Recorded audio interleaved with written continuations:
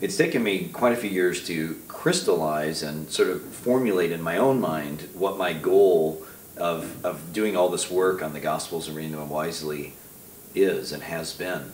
As I've continued to wrestle with a number of issues related to the Gospels, I've come to see that they are both at the same time historical texts. That's absolutely essential. That's always been the understanding. They witness to real events that happened. And at the same time, they're thoroughly theological, and might even say homiletical at the same time.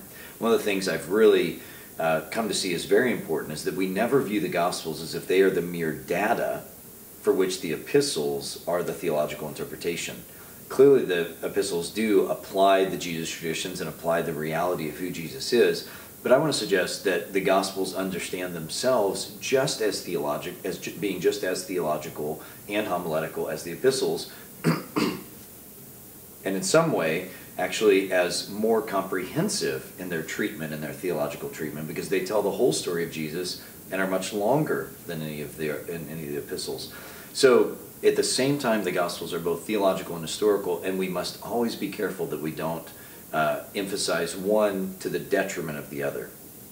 And so I think we can have an understanding, and we should benefit from an understanding, that marries those two together.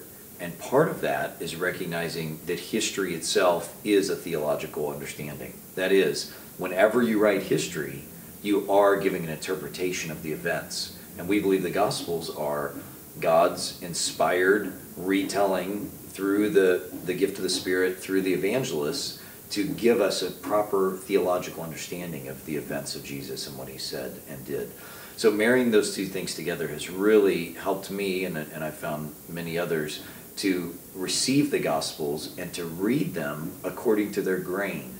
That is, with the goal of not just informing us of data about Jesus, but in fact exhorting us to be disciples, to follow after him, and to in fact be transformed through the message that God has inspired the evangelists to give us in the Gospels, not just seeing them as mere data.